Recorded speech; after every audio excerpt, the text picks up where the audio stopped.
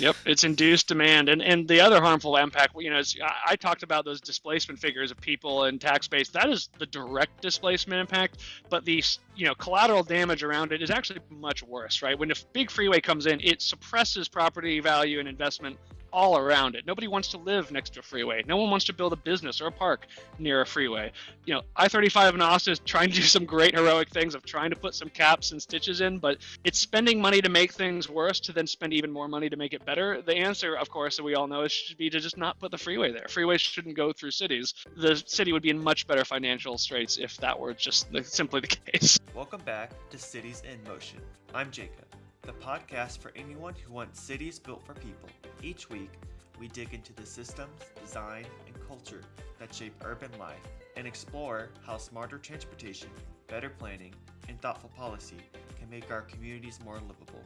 Today, we're headed to Houston, one of the fastest growing metros in the country and a city at real crossroads. From rapid development and highway expansion to housing affordability and climate resilience, the choices Houston makes right now will shape daily life for millions of people. I'm joined by Ruben and Matthew from Strong Towns Houston. We talk about what strong towns look like in a city as big and complex as Houston, how local advocates are pushing for safer streets and more financial resilient neighborhoods, and why incremental, people-focused change matters even in places built around cars. Let's get started. Why don't you guys take a moment to introduce yourselves, who you are, what is Strong Towns Houston? My name is Ruben Garza. By trade, I'm a lawyer, but in my non-lawyer life, I am an urbanist advocate and a local conversation leader for Strong Towns Houston. We are the local conversation for Strong Towns National, based out of Houston. And, I like to say that we're an urbanist, Strong Towns and Strong Towns Houston. I like to say we're an urbanist group that cares very much about, the finances of urbanism and city development. And I'll kick it off to Matt. Yeah, I'm Matt Tutlow. I've lived not from here, but I've lived in Houston for almost a decade now. I'm an engineer by degree and day job, but like Ruben, this is kind of a passion that I think maybe in some ways, being relocated by my employer to Houston kicked off for me. An awakening of sorts. And, like Ruben said, really, we are the local chapter of the Strong Towns national, but really now international movement, trying to make Houston a stronger, more financially resilient city. Thanks so much for introducing yourself. What is it like to apply the Strongstown approach while working in the fourth largest city in the United States? And how does that scale change what is possible? Sure. So I guess for quick clarity, the Strong Towns approach is really focused on like bottom up incremental development as opposed to, how we've been building cities since, the end of World War II, where, the federal government essentially bankrolls highways and subsidizes mortgages and suburban style housing out on the fringe. So Strong Towns took a look at that and said, well, from a financial perspective, has that been good for cities? And the answer to that is no, versus what we've been doing previously, where, you would start from your urban core and then you would, incrementally develop around the city until you got like a more compact, walkable, mixed-use city. And so in addition to being a safety benefit, that's also really good for the city's finances too, on a the city is able to get a lot of taxable value out of dense walkable communities and relatively low maintenance or infrastructure, versus with suburban style development, it's super expensive and you're like super spread out thin. So that's the Strong Towns approach. So doing that in the fourth largest city that is so pretty spread out is kind of, the problem is that we're kind of the poster child for the suburban experiment, and that, a lot of what Strong Towns laments is kind of like amplified to an extreme in Houston. And that does make that does make the challenges pretty difficult, where, we have such a big city and it's hard to like herd cats. But, at the same time, I think that also introduces us to a lot of new people and a lot of new faces and communities. And of course, I want to take this quick moment to shout out so many hardworking groups in Houston that understand local needs and local challenges and kind of feed their perspectives into the Strong Towns message. And, we help them, they help us on a lot of good urbanist projects. So, that will include Link Houston, Bike Houston, Friends of Columbia TAP, A Tale of Two Bridges, Walk and Roll Houston, Air Alliance Houston, Friends of Fondant Park. Matt, am I missing any? I mean, I think we've got some other great freeway fighting orgs that we'll talk Oh about, but yeah, I think you covered a lot of them for sure. Yeah. Tech.I. We'll get to Yeah. those for sure. I think, yeah, the only thing I'd add there to put a finer point on what Ruben said is, you mentioned in the intro that we're the fourth largest city, and by population, that's right. We're kind of neck and neck with Chicago, so to speak. But we are also 3 times the size of Chicago, right? Our inner core, inside the 610 loop, our ring road, inner ring road freeway is kind of what people think of as downtown or inner loop Houston. It houses about 400 something thousand people. It's still 100 square miles. It's the size of Queens, New York, which would have 2.4 million people. So we are a big city by population, but we are a massive city by footprint. And as Ruben said, that is the thing that makes us in a pretty challenging predicament when it comes to our infrastructure and our approach to investing. How has your background as an engineer and a lawyer, has there been any benefit to your Strong Towns work? Or have you gotten any insights to urbanism and how those two can work together? So, I mean, from a lawyer's perspective, it's definitely, and by the way, I'm here on my individual account, not on behalf of my employer. Of course. Speaking only for myself. Yeah. So, from a lawyer's perspective, it's fascinating because the harder you look and dig into how we got here is that it's codification. How did we legalize suburbia, and how did we exclude what we now refer to as missing middle housing or walkable environments? And it's all baked in the code, giant municipal codes stacked god knows how many feet high. And I have one in particular, Matt knows, chapter 26 of the Houston Municipal Code. That entire chapter is just dedicated to parking. And so, we really, really spent so many countless hours and manpower just codifying all of this without really, I don't want to say they didn't know what they were doing, but at the same time, it was a new field we were just developing. And so we just thought immediately, well, this is like a growth engine. This is how we're growing on the suburbs. So let's codify this and then make this the law. And now you can go enforce that in court, or now you have a book to point to that says, well, this is how it should be done because it's written down, as opposed to the previous style of development where, for lack of a better descriptive term, we kind of just winged it. Yeah, I'd say, another interesting spot is, on safe streets as an example where kind of engineering and legality intersect is, it can be very hard to change the way of doing things when, the attorneys of the world, think it's a liability to step outside the boundary, and the engineers in the world are taught to adhere to the boundary and the code and the design manual at all costs. This is something we struggle with mightily. We can talk about Houston and the degree to which our unsafe streets are uniquely unsafe in some ways, but that is, people want to see beautiful development. They want to have some walkable places, but as soon as you enter the public domain, it is just very hard in a city like ours, in any city really, to get those sorts of design changes made. Yeah, it kind of reminds me of the book Killed by a Traffic Engineer, if you've read that before. I actually Great. Just finished it. Yeah. Speaking along the same line, what local regulations or development rules in Houston do you think most strongly shape the kind of city we end up with? I'll say one thing, we'll, at risk of maybe dumping on Houston too much in this podcast, because we're both very fond of Houston, right? We're here to make it better, so we focus on the improvements. But, in many ways, I think Houston's a case for how, some of the places where we've been actually looser in regulation yield some positive benefits, right? We are kind of famously one of the few cities that doesn't have sort of traditional zoning. And so when you walk around, especially kind of our core neighborhoods, you squint your eyes and you do see things like, mixed use development, right? Different commercial centers mixed in with housing. You do see missing middle housing that's missing from the rest of the U.S., but you see the row homes and the 2- and 3-story apartments and things like that. So we have a lot of things, I think, where regulation has or deregulation has done some good. We still have a lot of the shared challenges, but I think the bigger takeaway is that even when you get sometimes the regulation right, if the approach to infrastructure is wrong, Houston and Dallas, build the freeways and the big arterials and all that, and so for our lack of zoning and differences, it kind of looks a little like Dallas, right? And I think that's kind of one of the key Strong Towns insights is the approach to infrastructure drives a lot of what you get, maybe even more than the regulations.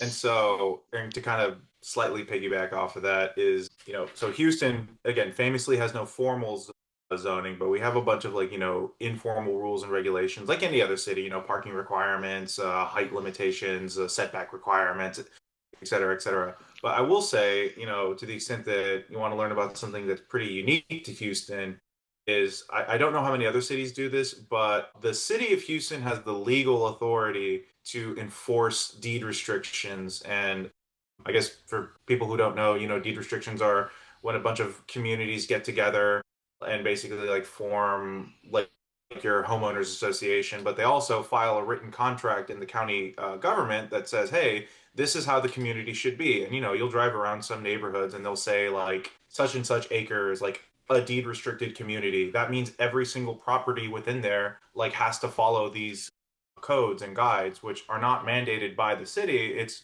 by the community. So, you get some stereotypes where it's just like, oh, your walls have to be eggshell white or something ridiculous like that. But, there are other ones that actually do affect land use. Like some deed restrictions do say that this community is single family residential only, which that's zoning. And what's unique to Houston is like I was saying earlier, the city will actually go in and enforce that in open court for a violation, whereas normally, the homeowners associations will have to hire an attorney and go like sue or send a cease and desist letter to get non-conforming uses or not violations of HOA rules. So that's another thing that shapes how Houston operates. Let's talk about transportation. What major transportation projects in the Houston region right now do you think will have the biggest impact on the city's long-term health, for better or worse? I'll take the worst, I suppose. Hopefully, I don't know if it's big enough that it's followed by Urbanist nationwide, but maybe it is. There's the I-45 North expansion. This is our north-south freeway, kind of from downtown up north to like our woodlands, our kind of outer lying suburbs. It is undergoing a $12.8 billion expansion by TxDOT. It is a staggering figure. I mean, this is some of the quick facts on how you could give every homeowner $20,000 or whatever dollars, or send every Houstonian to college for a decade. It's an eye-popping number, and it's far from our only freeway project. But this is a particularly egregious one. It is displacing, I think, something like 1,200 residents, $100 million a year of tax revenue. It will be a decades-long project that will make traffic certainly worse then, if not after. And it results in a kind of a 31-lane monstrosity. And yes, that's an odd number, which may sound weird to people, but that is a hot lane that goes different directions at different times of day. So 31 lanes blanketing some of our most scenic bayou greenways. There's no question that it's not. I'll just say this: it's not a surprise that the most prolific freeway fighting book published in the last year, City Limits by Megan Kimball, not a surprise that it centers on Texas cities, right? We are very much in the trenches of fighting, pushing back against our DOTs for some very community impactful projects. I interviewed Rethink I-35 and she brought up the same exact stuff. Yeah. And again, no offense to traffic engineers. I know a traffic engineer, great people. My favorite thing that they like to do is to do these projects and then call them improvements. So this highway expansion it includes I-45, but also includes there's parts of I-10 running east-west, and then that 45 also goes down to. Okay, so this is a very Houston thing too. Colloquially is State Highway 59, but it is US 69. But for some reason, Houstonians like to refer to it as just 59. So when I say 59, that's what I mean is 69. Part of the expansion also includes expanding 59 on the east side of downtown, which has been, again, famously messed up by highway expansion. Yeah, I'm not going to ask for directions in Houston then.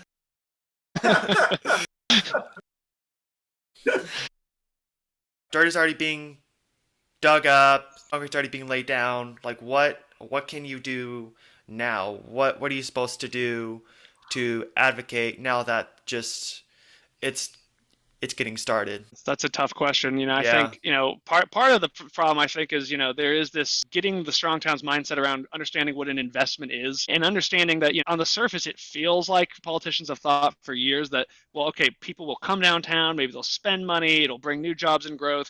It feels like a positive thing, right? When you peel back the layers of the onion and you start to do the actual math, what you find is you're displacing things from your city that pay taxes with things that do not pay taxes to encourage people to live outside the city and not pay your taxes. It is a financial bomb going off in your city, and it is totally terrible. Right? It makes it harder to live in the city, but more appealing to live outside of it. And the freeway doesn't pay any property tax on the land it consumes. So it is just terrible from a city budget perspective. So when your politicians start to get interested not not in urbanism, but why we're so broke all the time, you do start to get traction. I think this is where Strong Towns Houston has gotten some traction a bit, because it is a unique viewpoint that maybe other urbanist groups don't actually focus on as much. The more, I guess, you expand those highways, you're inducing those people to drive, and the more people that drive, you're gonna have to repair and do more construction, and it's just a loop. And then they see the traffic, and then they're like, oh, let's expand it some more, and now it's gonna be 37 lanes. Who knows? Yep, it's induced demand, and the other harmful impact. Is, I talked about those displacement figures of people and tax base. That is the direct displacement impact, but the collateral damage around it is actually much worse, right? When a big freeway comes in, it suppresses property value and investment all around it. Nobody wants to live next to a freeway. No one wants to build a business or a park near a freeway. I-35 in Austin is trying to do some great heroic things of trying to put some caps and stitches in, but it's spending money to make things worse to then spend even more money to make it better. The answer, of course, that we all know should be to just not put the freeway there. Freeways shouldn't go through cities. The city would be in much better financial straits if that were just simply the case. I mean, the silver, and it's a very, very thin silver lining, but the Harris County sued the Texas Department of Transportation 6 or 7 years ago, and they had a pretty good legal argument regarding that the highway was going to displace a lot of communities of color, so there was a potential civil rights violation. Now that lawsuit got as far as a settlement agreement and a memorandum of understanding, which is kind of like a we promise we'll do these things. So we're at that point where, okay, now as Houstonians, we understand that TxDOT has agreed to some amount of concessions. So I guess where do you go from here is, again, still very thin silver lining. It's now you get the communities together and you hold TxDOT's feet to the fire and make sure that they follow up on those commitments in the memorandum of understanding. That includes pedestrian and bike improvements that they said that they would make. It's in the agreements. Cleaning up some of the debris and some of the leftover construction externalities in the parts of the freeway expansion that are by major residential and commercial areas. So, and it's also, TxDOT's going to be laying the concrete for a cat park on the east side of downtown. But now it's incumbent upon us as residents. I live on the east side. It becomes incumbent upon us as residents to be like, hey, let's go and find communities and businesses and investors that actually want to put something on the cat park to actually do what we can to restitch the neighborhood. Yeah, I have experienced the park in Dallas where they stitched it. Clyde Warren. Yeah, I mean it was very pleasant. I didn't realize there was a highway under it. I'm not encouraging that at all. I would rather just not have the highway. And for full disclosure, there is a group, I'll plug myself briefly, and my great colleagues, No Higher, No Wider, I-10, is my neighborhood is being exposed to an I-10 expansion near me.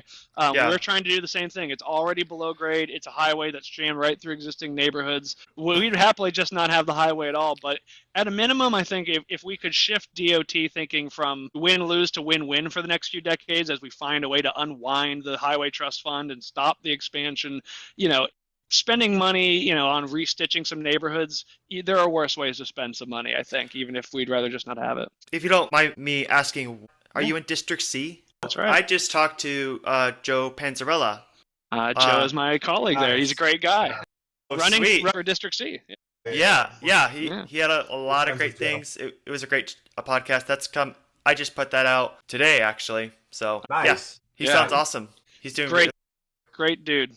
He's very much while Strong Towns and Strong Towns Houston don't endorse candidates, I can say personally that Joe is a really swell guy. So great podcast guest. So how do you see technical urbanism fitting into the Houston context, and what kinds of small experiments make the most sense there? So, tactical urbanism it's really good. We really want to encourage people to go and do it. But the thing is, what the city is overbuilt is Houston. This is kind of, we're having to compete against traditional traffic engineering standards. So this is kind of our way to push back. Some really small experiments that literally I was just reading about one in the news today. In our museum district, there was this controversy about, local residents putting up these counterfeit stop signs on these dangerous intersections where the stop sign was for people approaching the main street, but not for the people actually on the main street. Or but the point being is that a bunch of residents, I think still unknown to this day, put up counterfeit stop signs to get cars to slow down, and they actually were measuring that, hey, people were slowing down, and it felt safer to drive around in the museum district. And just recently, the city of Houston and the Public Works Department put up those stop signs. Wow, So that's awesome. yeah, no, that's Mhm. officially a thing now. And the reason why the stop signs were counterfeit, it had nothing to do with city priorities. It was just the stop signs were too small. So all the city had to do was just like, all right, make them bigger. That hopefully is like encouraging some folks to be like, listen, you can go out and put, chalk, paint, traffic cones to kind of like go do what you need to do and encourage traffic calming measures. But of course, you have to go through permitting, and that kind of becomes a pain. But the point being is that there are these like little small interventions you can do.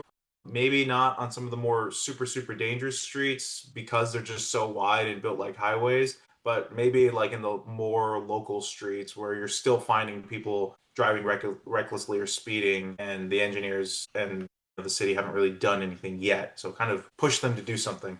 Yeah, and I think what Ruben said at the start, it does cut both ways. We're overbuilt and we're stretched thin, but that can work to our advantage, right? I mean, we have a city that is so overbuilt we can't afford to maintain or improve our infrastructure.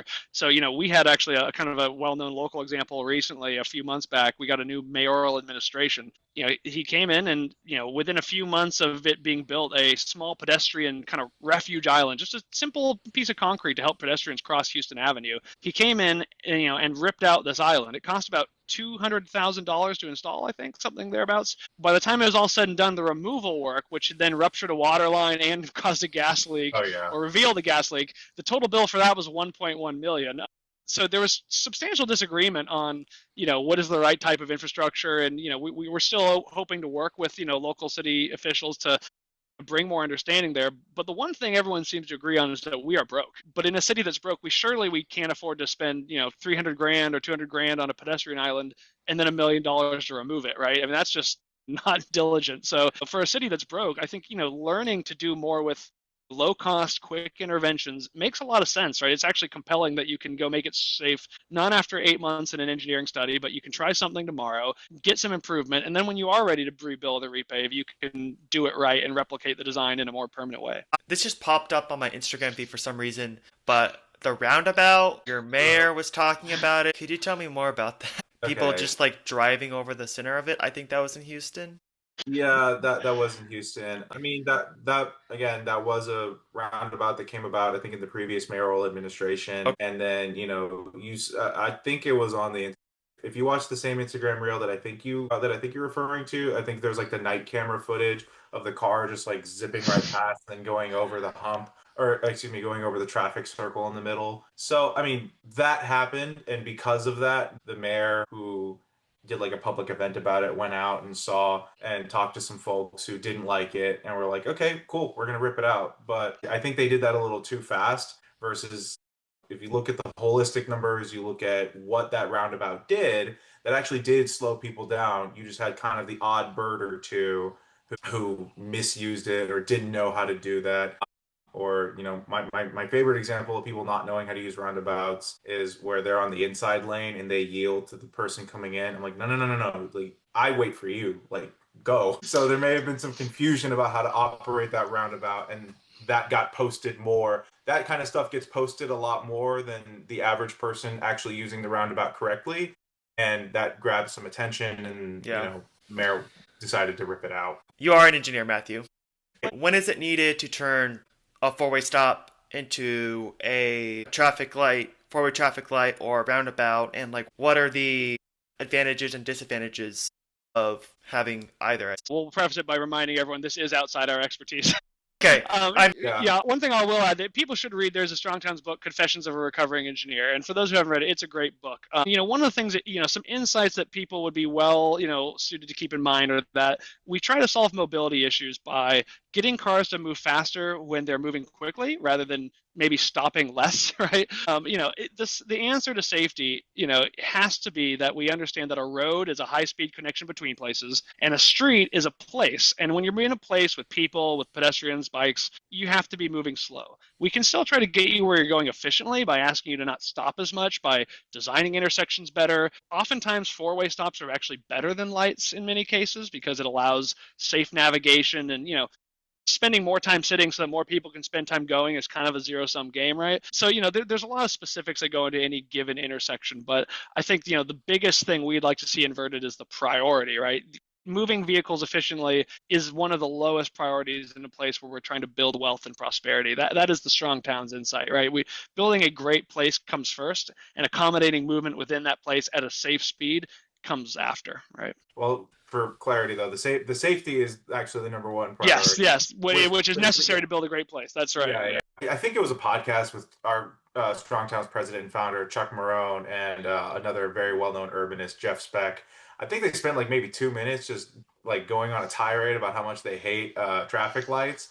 And I think it was Chuck who said, in an ideal world, you would get rid of every single traffic light and replace them all with stop signs. Now, is that going to happen? No. But, that's kind of like the idea or the vision that you want to think about, at least from a Strong Towns perspective, on like road, street, and safety. You want to basically get it so what Chuck Marone calls the unforgiving road design, where we've designed streets so big we basically have mini highways running through our neighborhoods, so we need to reverse that and instead have people be attentive, focused while driving, and not too comfortable. They can kind of sway in and out of the lanes. It's like, nope, I need to go straight. I need to be mindful of pedestrians. I need to be mindful of bikes. I need to be mindful of street parked cars. And by the way, there's a big red stop sign coming out. Let me go stop. And by the way, the best designs in the Netherlands, Scandinavian places, they actually get away from even having stop signs, right? If you do a good enough job at this traffic calming and getting cars to safely navigate at an appropriate speed these urban areas, cars will just come to a stop by themselves, right? You're moving 15 miles an hour, give or take.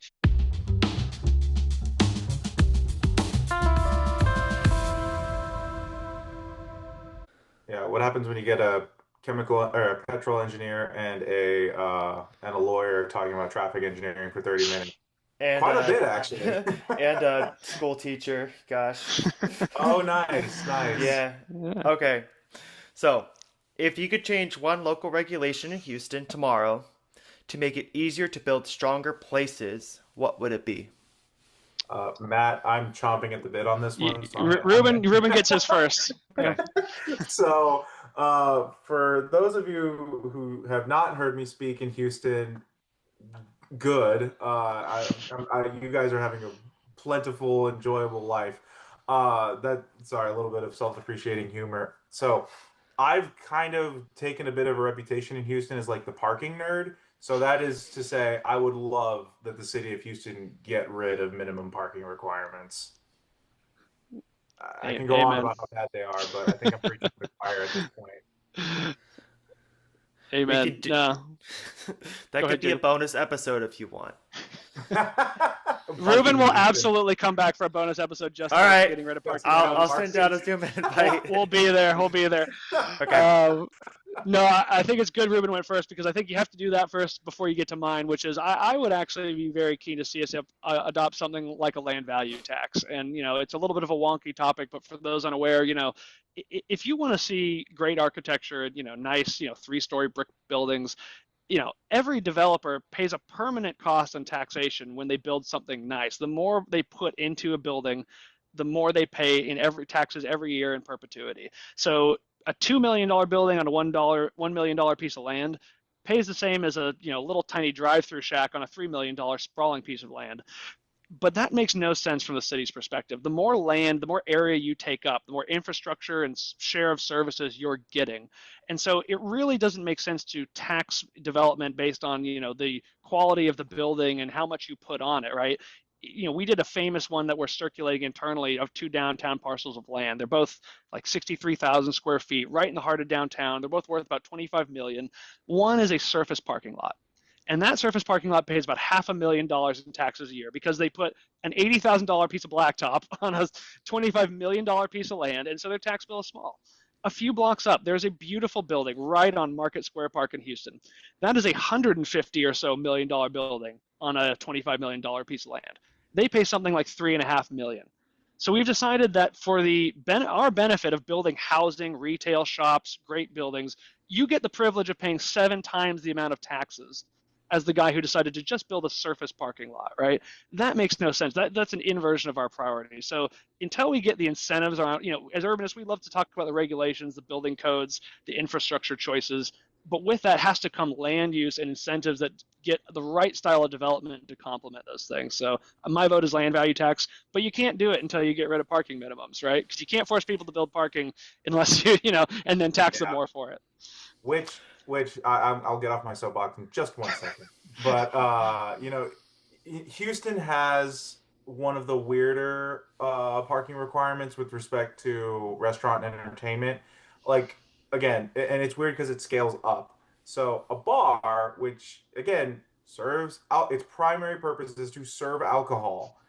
A bar has I'm looking at the number right now, 14 spaces for every 1,000 square feet of general floor area, which also includes your outdoor decks, patios, and seating.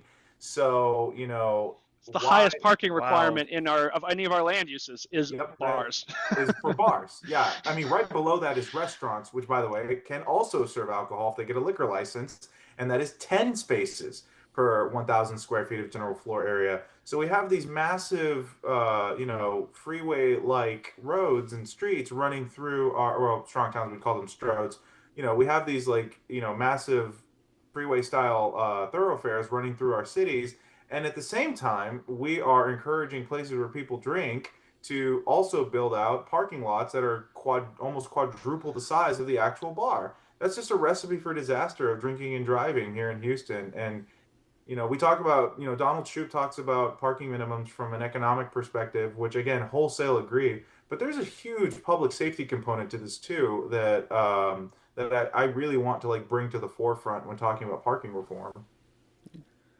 I really like the Strong Towns trend every year around Black Friday, where you guys take a picture of a sprawling parking lot and look, it's not filled up with cars, like you said. Yeah.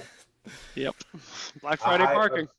Full disclosure, I also run the Instagram account, so okay, cool. all of our Black Friday parking were, we got great photos from our members around Houston, and part of that did include me going to neighborhoods and commercial districts and taking photos.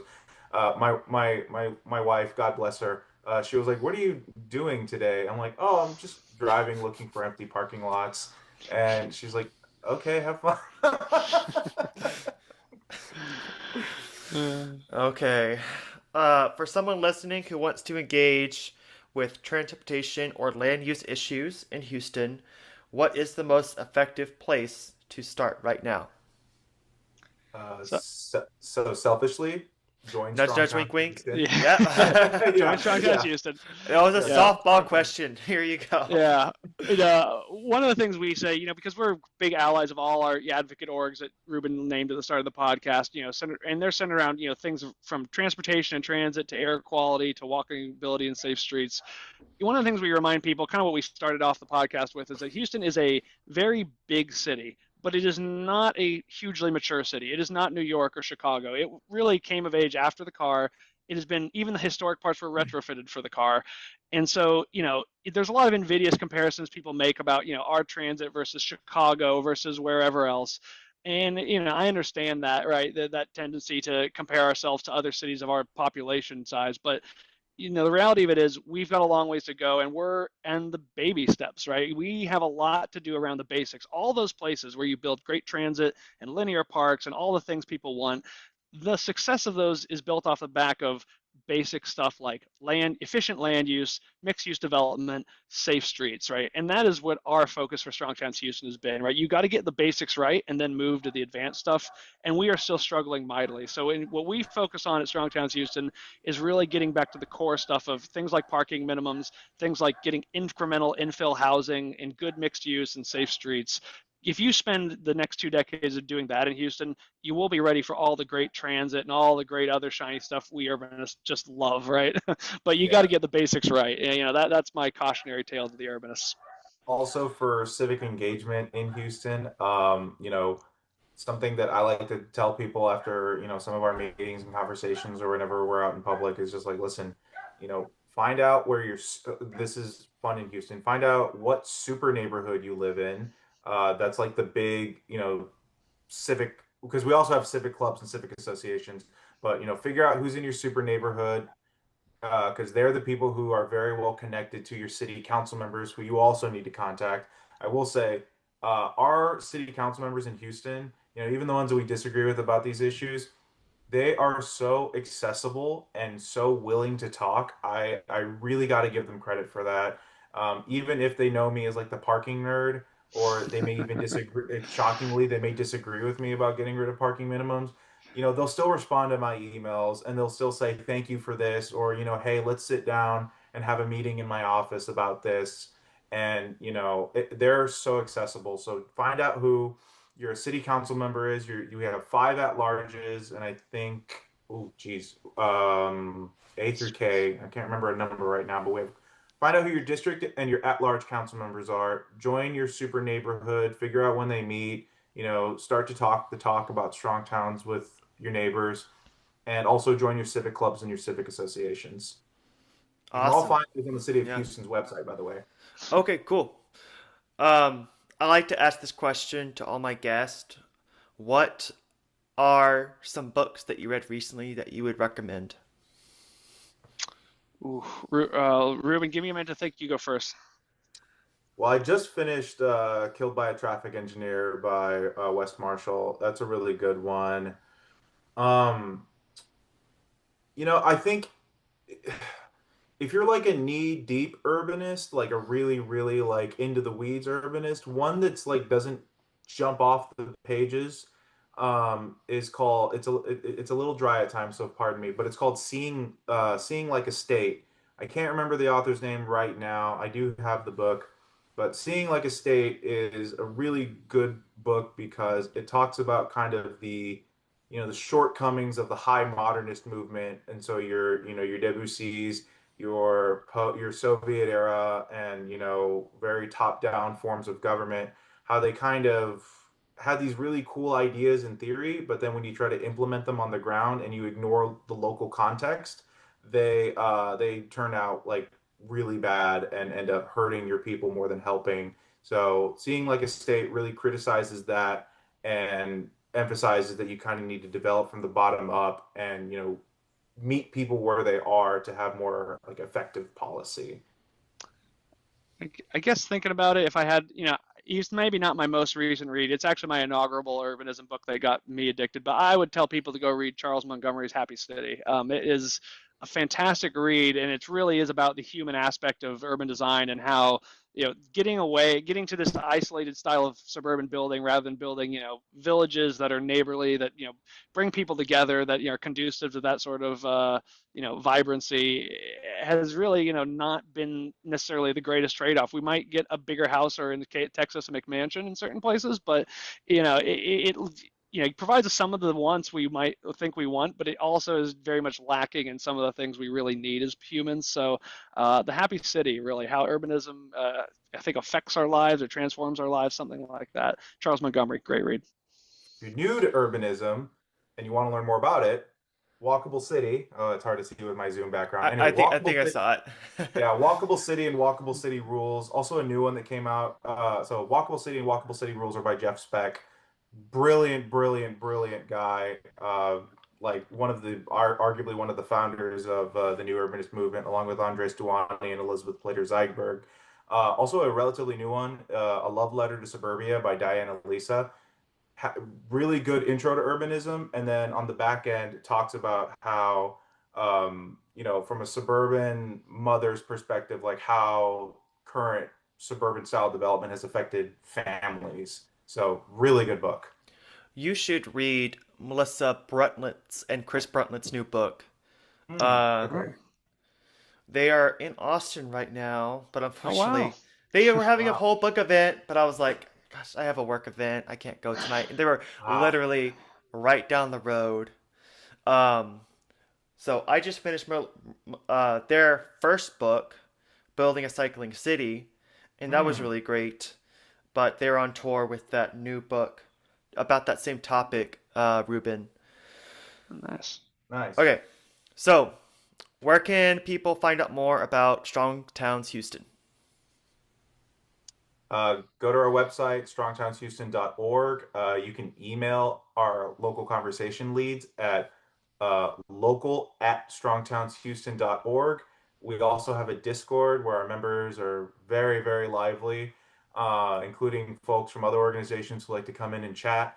So if you go to our website, again, strongtownshouston.org, you'll find a link to the Discord. Join our email list, and let's get to work. Let's make Houston a strong town.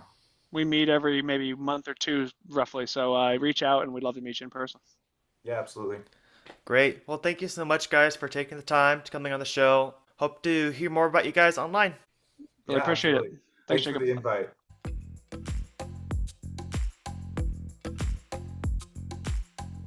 That's it for today's episode of Cities in Motion. Huge thanks to Ruben and Matthew from Strong Towns Houston for taking the time to share their work and their perspective on what change can look like in a city as large and influential as Houston. If this conversation resonated with you, I encourage you to check out Strong Towns Houston and see how local advocacy is shaping safer streets, stronger towns, and a more resilient future one step at a time.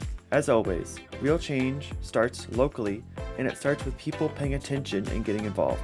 If you enjoyed this episode, please consider subscribing, leaving a review, or sharing it with someone who cares about how our cities grow and who they're built for. You can find Cities in Motion wherever you get your podcasts. Thanks for listening, and keep your cities in motion.